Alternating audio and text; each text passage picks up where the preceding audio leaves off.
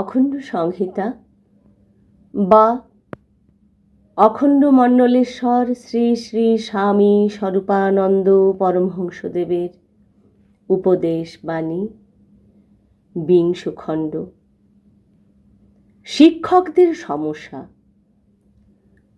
অপর এক পত্রলেখকের পত্রের উত্তরে শ্রী শ্রী বাবামুনি লিখিলেন, শিক্ষকদের সমস্যার অন্ত নাই।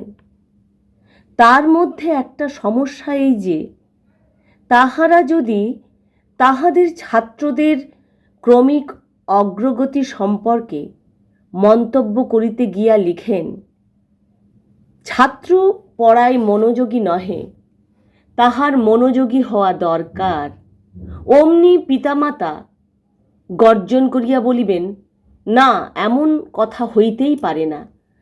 বাড়িতে থাকিতে আমরা দেখিয়াছি যে সারাদিন বই নিয়াই পড়িয়া আছে।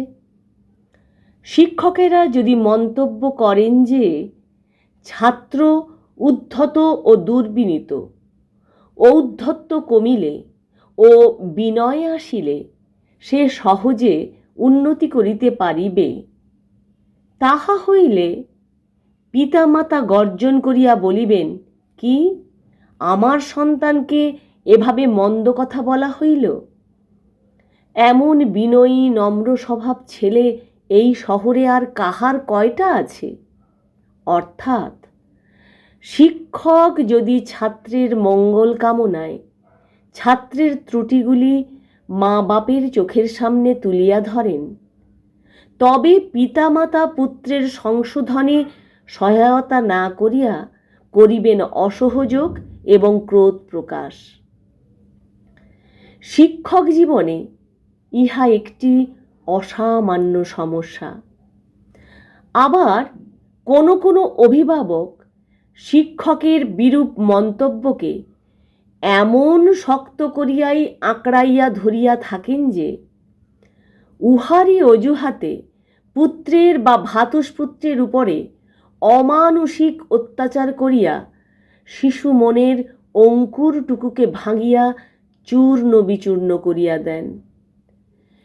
এমন ছাত্রের প্রতিভা থাকিলেও আর উন্নতি সম্ভব হয় না, তাহার জীবনের সর্বনাশ ঘটে। একথা বুঝিয়া অনেক শিক্ষক অভিভাবকদের কাছে ছাত্রের সম্পর্কে আবশ্যকীয় মন্তব্য প্রেরণ করিতে কুণ্ঠাবোধ করেন। ইহাও কম সমস্যা নহে।